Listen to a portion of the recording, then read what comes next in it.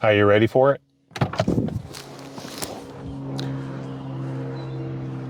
Range test, 2013 Vivne battery. Here we go.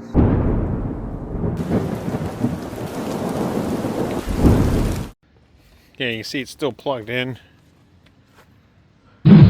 Almost completely full, but it should say 100%. Running the Michelin Cross Climate 2s. It's fairly new tires. Alright, just turned the car on.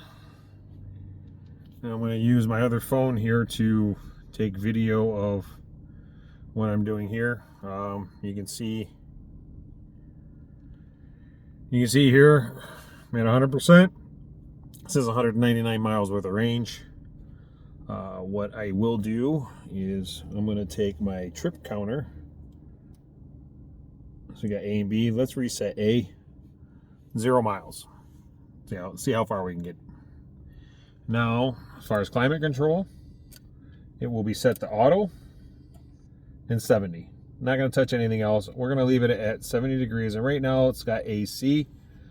Here's a screenshot of the current weather.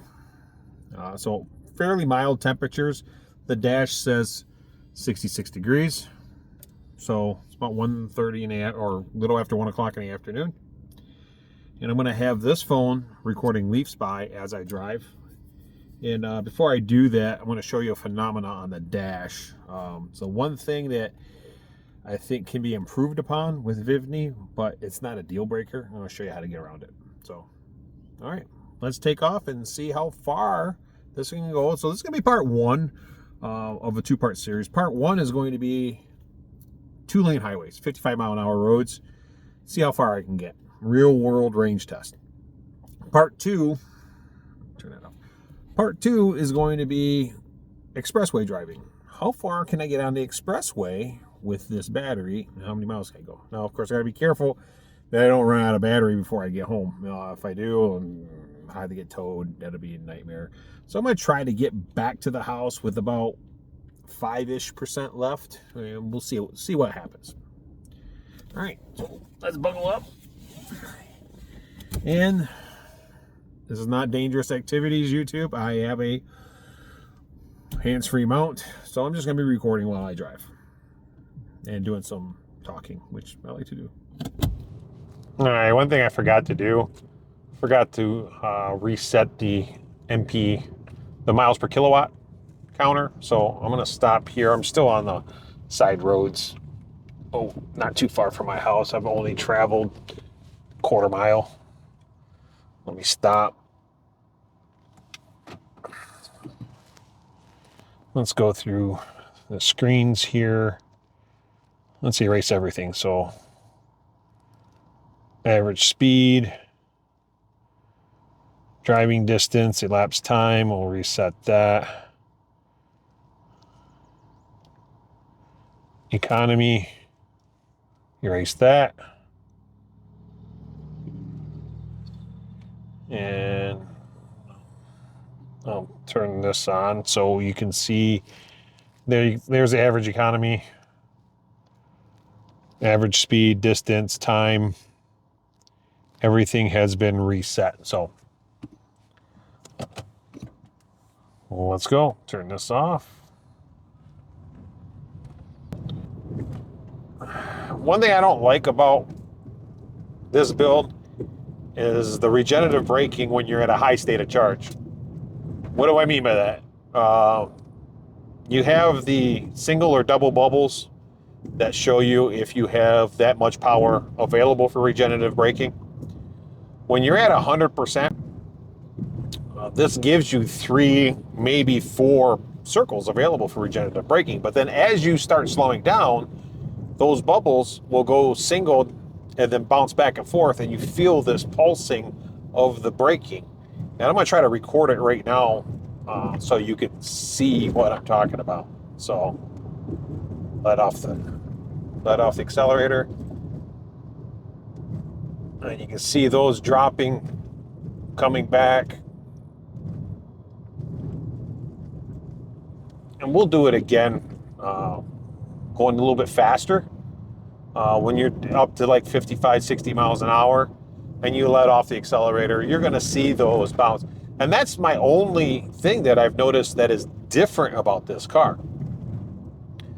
One question I've had quite a bit during this whole build, is if I was going to beef up the suspension on the car. Because of the larger battery, it was going to be more weight, which would put tax the suspension.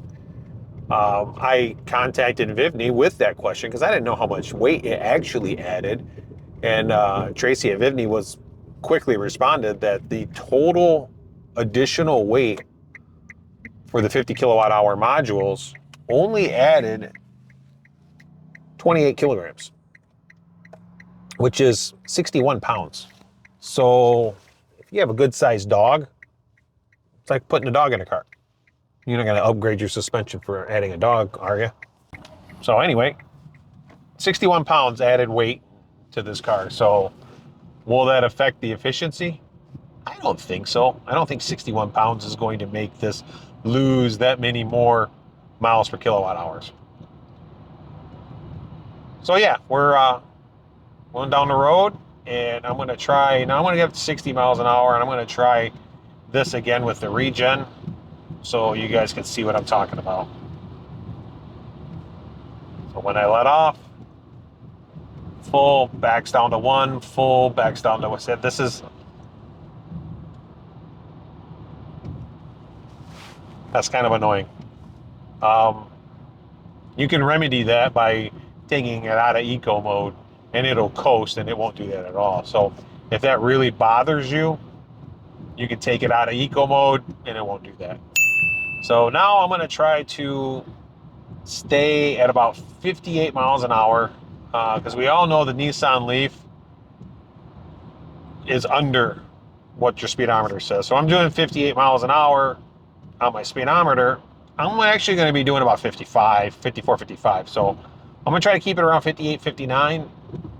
Let's see how far I go. Sorry, I'm going to cut off the video for a little while, because this trip's going to take me probably 3 hours to do. So I'll pop it on and kind of give updates along the way, and let's see how it goes. All right, signing off for now. Be back in a minute.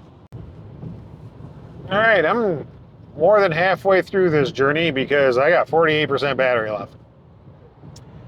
So at 50%, I had about 95 miles. Am I going to hit 180 miles? Keeping a speed of around 60 miles an hour? It's pretty interesting. So I did turn around. I do have 4 eco trees, and I'm working on my last one because obviously the little eco tree game was meant for a 24 kilowatt hour. Yeah, so I'm killing the eco trees. So let's look at some of the efficiencies. Average speeds 50.5 miles an hour, which there are some small towns I'm driving through. I have to go down to 35 miles an hour, then I go back up. You know how it is, those rural towns that you drive through. Drove 98.2 miles. My elapsed timer is 1 hour and 56 minutes.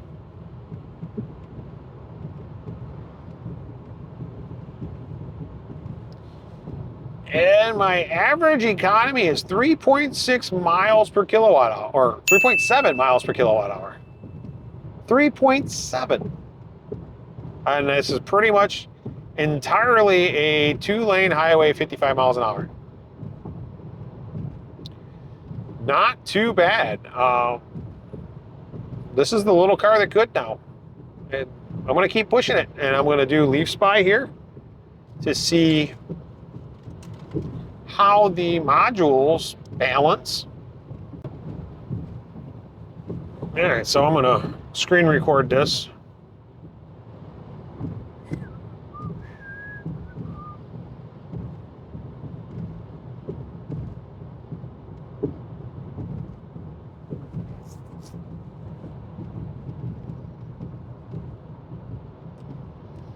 All right, so I'm slowing down, I do have, I can't believe it. The battery temperature, I've been driving nonstop for almost 2 hours. Battery temperatures 66, 66, and it's all 66 degrees. The battery has not elevated temperature at all. It's 57 degrees outside. And I have fantastic battery temperature. I'm going to do a little rapid acceleration while that's recording. I have it floored. 60 miles an hour. 80 millivolts difference was the most it reached at 46% floored. And now it's sitting at 21. Very well balanced, very well put together battery modules. I can't say enough about them. I can't. All right, hit another milestone here. 40% state of charge. Went 109 miles so far. 71 miles left on the guessometer. And I just started a GPS. I'm going to mute it in case that thing, I don't need it talking to me because I know where I'm going. Just doing it so I know how far I got. So the guessometer says I got 70 miles of range. Google Maps says I got 60 miles before home. So I got about another hour to find out if I'm going to make it. It's going to be interesting. All right, we'll check back in when I'm down to 20%. All right, just hit 30% state of charge.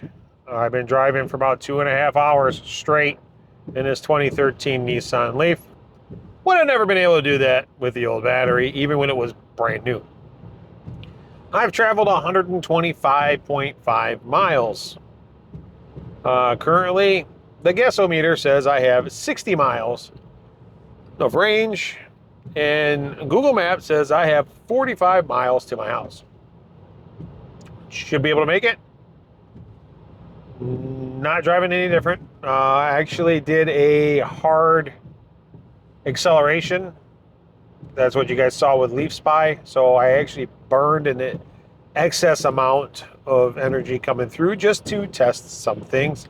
I will probably wait till I'm down below 20% and do another excessive acceleration. But right now I'm still reading 30% state of charge at 126 miles. Good to go. I'm going to toggle through my screens here.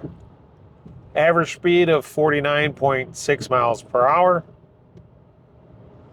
2 hours and 32 minutes on the elapsed timer. And I am at 3.7 miles per kilowatt hour for my efficiency. So 2-lane highway almost the entire way. Of course, slow down in the little towns. I'm going through right now. Just hit a light. So range test continues. I will check back here once I get the state of charge down a little lower. I get closer to home. I got about 44 miles to go. I got 30% battery left. See how close to zero I can get. Wow, we're home. I did a few lives, and for those of you that watch the lives, you already know what happened. I got home. I'm gonna stop recording that. Take some pictures of the dash for documentation. That's where I ended up. 173.6 miles.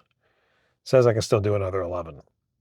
So might as well be able to say I can do 180 on a 55 mile an hour highway. So let's go ahead and cycle through these.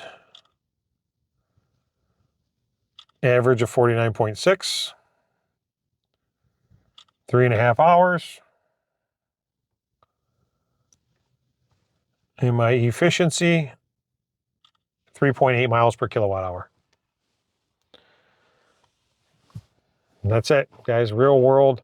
This is part 1. Part 2 will be expressway, 75 mile an hour speeds, not 55, 60. So we're going to go even faster. Range will decrease, but by how much? Don't know. We're going to have to test it out. All right, don't forget to like, share, and subscribe, and let me know how you like this content. And I hope to see you soon. All right, take care and God bless.